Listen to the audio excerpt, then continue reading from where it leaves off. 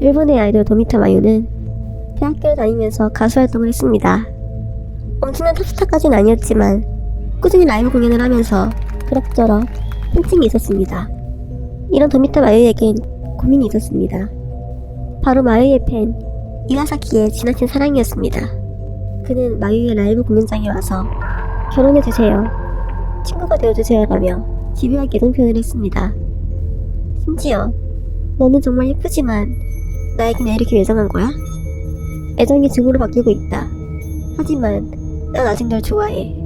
이런 식으로 약 400건 이상의 문자를 보내며 마유에게 집착을 했습니다. 하지만 마유의 관심이 자신의 기대에 미치지 못하자 이와사키는 점점 마유에게 화가 났습니다. 그러던 와중 2016년 1월 18일 이와사키는 시계를 보냈습니다. 그리고 2월 1일 시계를 사용할 생각이 없다면 돌려줘, 그건 내 마음이니까 라며 시계를 돌려줄 것을 요구했습니다. 그리고 그는 점점 난폭해졌습니다. 그의 블로그에는 마유를 저주하고 비난하는 글이 계속해서 올라왔습니다. 마유는 팬을 무시한다. 네가 날 무시한 걸 평생 못 잊게 해줄게. 네가 그러고도 인간이야?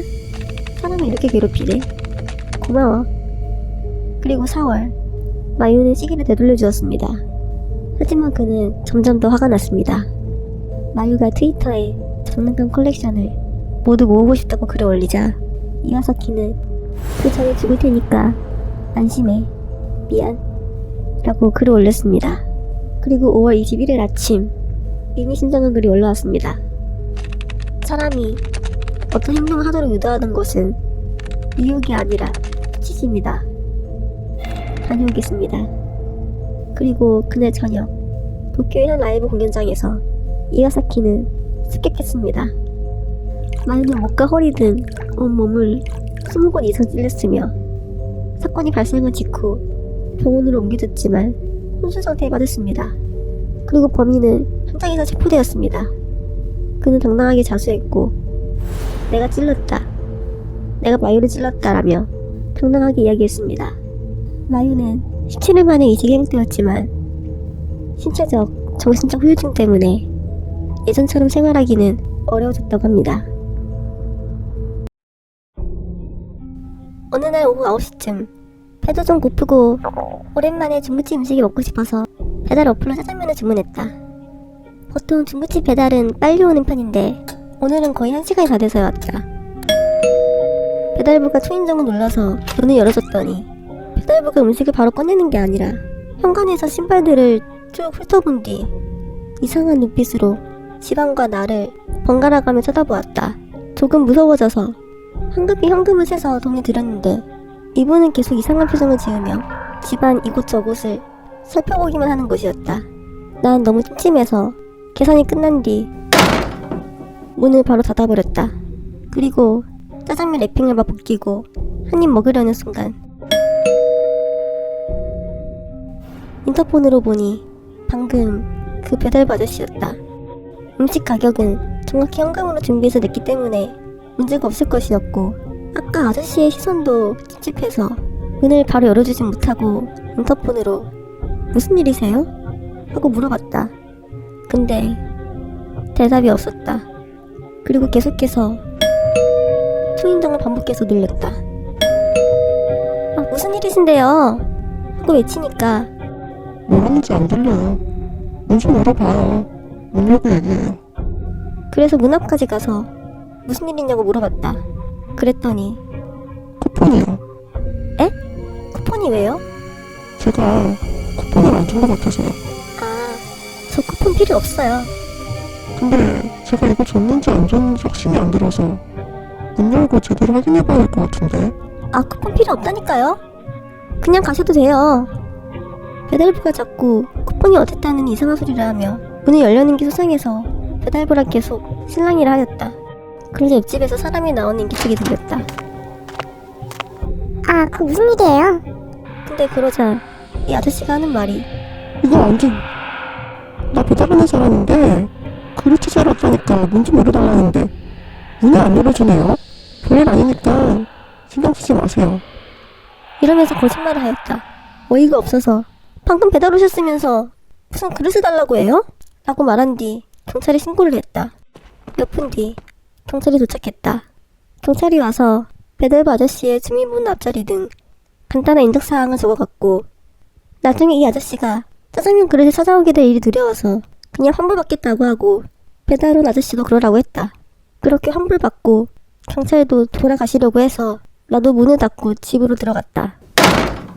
문 앞에서 멍하니 있는데 사람이 걸어가는 소리가 들려서 이제 상황이 다 끝난 줄 알고 안도의 한숨을 쉬려는 그때, 밖에서 철가방을 바닥에 내려놓는 소리가 들렸다. 그래서 인터폰으로 밖을 확인해 보는데 이 아저씨가 아직 안 가고 있었다.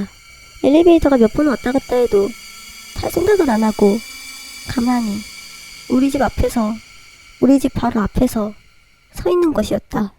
다시 신고를 해야 하나 어떻게 해야 하나 덜덜 떨고 있는데 한참 뒤에야 엘리베이터를 타고 그 아저씨는 유유히 사라졌다. 영국에서 태어난 그레이엄은 어릴 때부터 다른 아이들과 남달랐다. 보통 어린이들은 운동선수나 연예인을 우상으로 삼고 존경하게 되는데, 그레이엄은 독살자 및 살인범을 좋아했고 특히 히틀러를 매우 존경하였다. 히틀러의 절대적인 권력에 심취하였다고 한다. 14살이 되자 그레이엄은 과학 수치를 핑계로 약국에서 독극물을 구한 뒤 이것을 약병에 담아 매일 가지고 다녔고, 그레이엄은 이 약병을 자신의 친구라고 불렀다.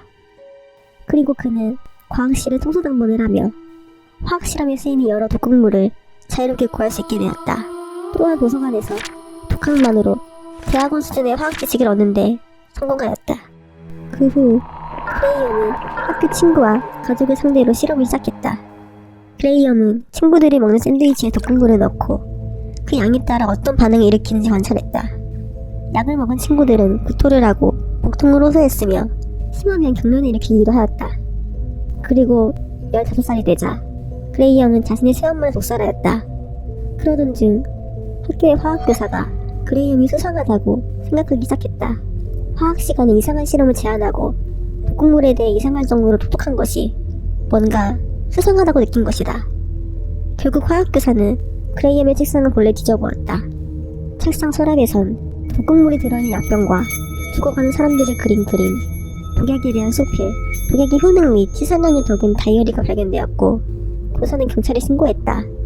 그레이엄은 경찰에게 모든 것을 털어놓았고 정신이상 판정을 받아 정신병원에 입원되었는데, 그레이엄의 이상행동은 거기서도 계속되었다.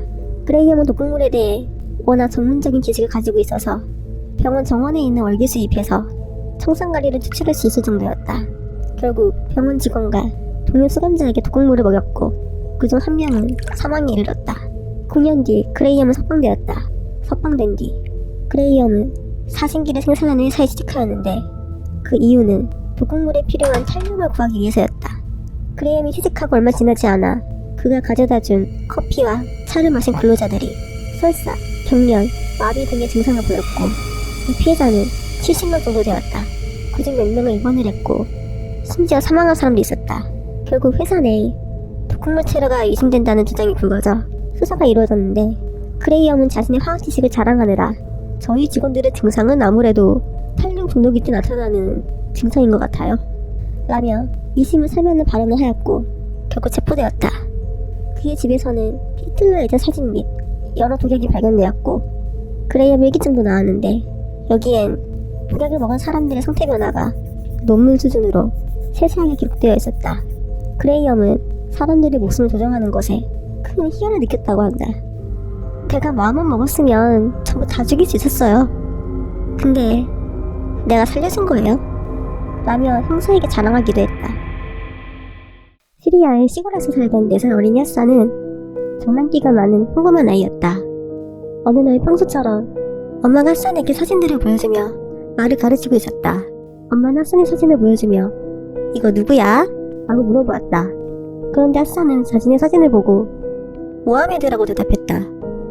엄마는 하산을 나무라면서 몇 번이고 계속 질문을 하였다. 근데 하산은 계속해서 자기가 모하메드라고 대답했다. 그리고 그 이후에도 하산은 자신이 모하메드라고 주장하고 다녔다. 그리고 하산은 점점 이상행동을 보였다. 나는 죽고 싶지 않아 라며 중얼거렸고 실제로 벌벌 떨며 무언가를 두려워하였다.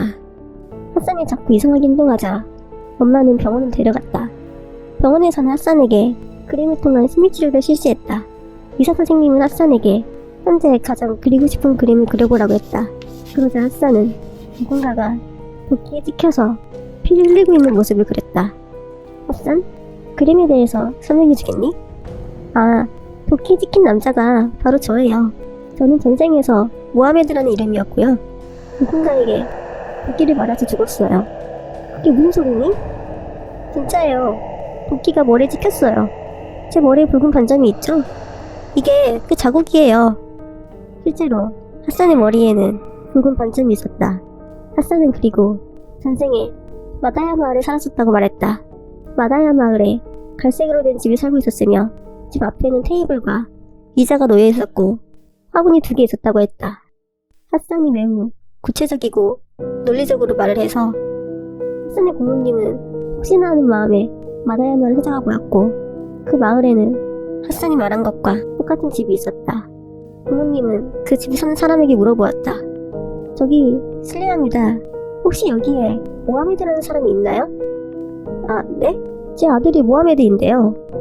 근데 얘가 4년 전 회사에 출근한 뒤 실종되어 버려서 지금은 살아있는지 죽었는지도 알 수 없어요. 모하메드는 4년 전 실종된 상태였다. 4년 동안 모하메드를 찾지 못했던 경찰들은 핫산의 신비한 이야기를 듣고 사건의 단서를 얻기 위해 핫산에게 찾아갔다. 핫산은 경찰에게 모하메드의 시체가 어디 있는지 살해범의 외모까지 모두 알려주었다. 실제로 핫산이 말한 위치에 가자 그곳에서 모하메드의 유골이 발견되었다. 그리고 마을 사람들을 모아놓은 뒤 핫산에게 누가 범인인지를 물어보자 핫산은 한 청년에게 곧장 다가가 말했다. 나는 당신의 이웃이었는데 나랑 말다툼을 하다가 도끼로 내 머리를 내려쳐 죽였죠? 난 당신이 내 시체를 어디에 묻었는지도 알아요. 그 젊은이 얼굴은 새하얘졌고 결국 자신이 모하메드를 죽였다고 자백하였습니다. 그 뒤 핫산은 더 이상